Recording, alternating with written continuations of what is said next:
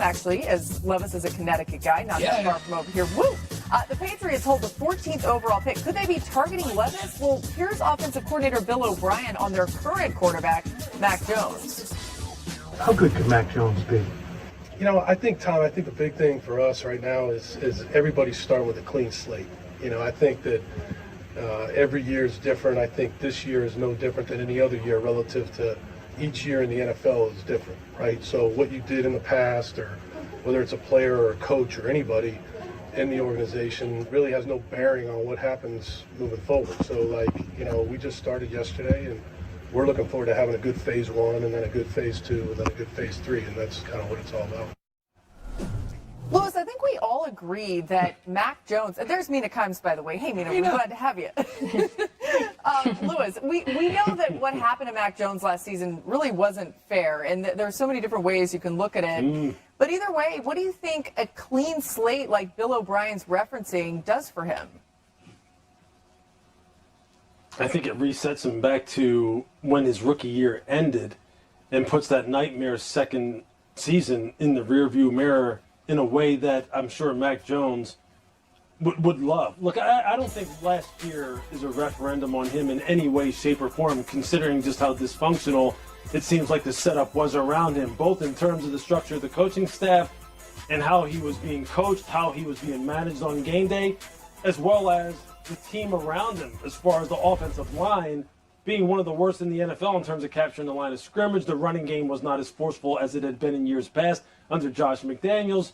The lack of perimeter weaponry, the lack of utilizing that perimeter weaponry to its maximum. Look, there's just a lot of things that right now need to be rebooted in New England, starting with Bill O'Brien. And I think, look, you can see how Bill was kind of looking around and his eyes were going, he was trying to find the right way to say what he wanted to say, which was, hey, look, man, I saw the same thing last year you saw, but I don't want to tick off my boss here in Bill Belichick. I just want to put last year behind me. Hopefully we're surrounding Mac with a better structure and better players this year going forward, and that's all I care about.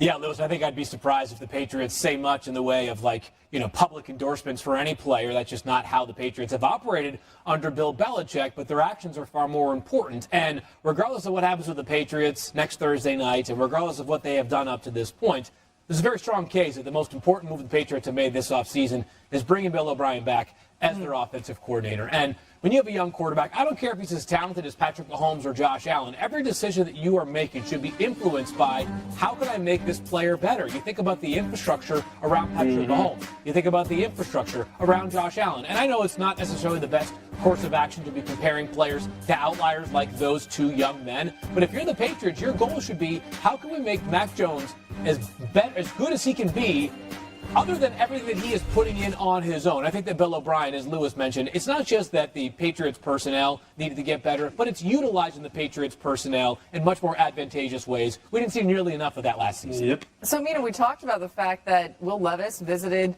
New England. Where should the Pats be looking in the draft, considering they've got that 14th overall pick? Yeah, quarterback would be quite a shocker. I think there are some moves they can make to help Mac Jones. I actually liked a couple of things the Patriots did this offseason in terms of signing Juju Smith-Schuster and Mike Gesicki. I wouldn't be surprised if we see a lot of 2 tight end packages. But wide receiver continues to be a question mark, particularly adding speed, separation. I think they'll have their choice of receivers at pick 14. And then Lewis alluded to the offensive line. That would be the other area, I think, on this offense that they might seek to augment in the draft, potentially with that pick.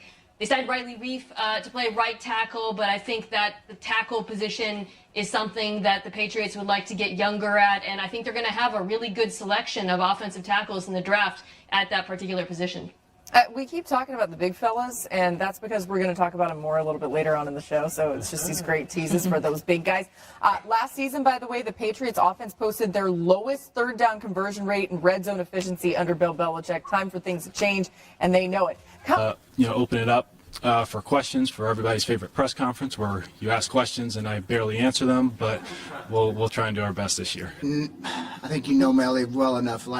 Usually if you answer a question, I'll either dance around it or give you an answer. Today I'm a dancer. Today I'm an answer. What kind of dancer? Okay, anyway, it's smokescreen season. We got Jordan Reed here to read the room, and we're going to talk about what's actually happening just 6 days from the draft. Jordan, you're going to work through all this smoke for us. Panthers GM Scott Fitterer says they aren't a lot to take Bryce Young. So read the room for us there at number 1. I would be shocked if they don't take Bryce Young. There's a reason you trade up to the number 1 overall pick. We know that they're targeting a quarterback. We're trying to figure out which one it is. What I'm looking forward to is to seeing which quarterback that they go with. But once I saw Bryce Young cancel all of his visits, that made me go, why would you cancel all of your visits if you haven't got word that you're going to be the number 1 overall pick yet? The Panthers are thinking, I don't want him to go to another team and get injured at a top 30 visit. So all signs point to Bryce Young being the top overall pick at number 1 overall. It's not funny somebody getting injured, but at a visit might be kind of random. I love it. All right, Adam Schefter has been all over this one, Jordan. Houston not locked in on a quarterback. What do you think they do at number 2? I think it would be a huge missed opportunity if Houston does not select a quarterback at number 2 overall. There's no way you can sell your fan base on trotting Davis Mills out there, and then also Case Keenum, who they signed this offseason. Mills led the NFL in interceptions a season ago. You have to take a quarterback here just because nothing matters in your rebuild until you get that quarterback position solidified. They have an opportunity to either get C.J. Stroud or Bryce Young, and they have to take advantage of this opportunity just because there's no guarantee that they're going to be picking this higher a year from now. Trade rumors have been spinning, okay? You think the Cardinals stay put at number 3? I would be surprised if they stay at number 3 overall just because this roster, it arguably is the worst one in the NFL right now, especially along the defensive front. They lost J.J. Watt to retirement. Zach Allen is now gone, and they lost Byron Murphy, who was a key piece in their secondary a season ago. They have holes everywhere. So why not trade back, whether it's with the Colts or another team looking to come up to take that potentially third quarterback off of the board, whether it's the Colts at 4, Tennessee at 11, the Raiders at 7. There's so many different options that they can take advantage of. I think they need to trade back here. I feel like this always ends up happening with the quarterbacks, especially toward the final days before the draft, that Hendon Hooker is sneaking up into the first round, right?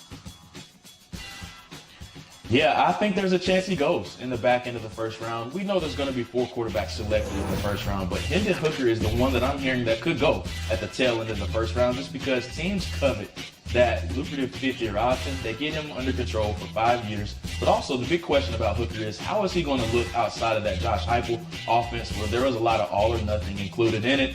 Big deep shots down the field, but also quick screens on the perimeter. But every team, every scout, and evaluate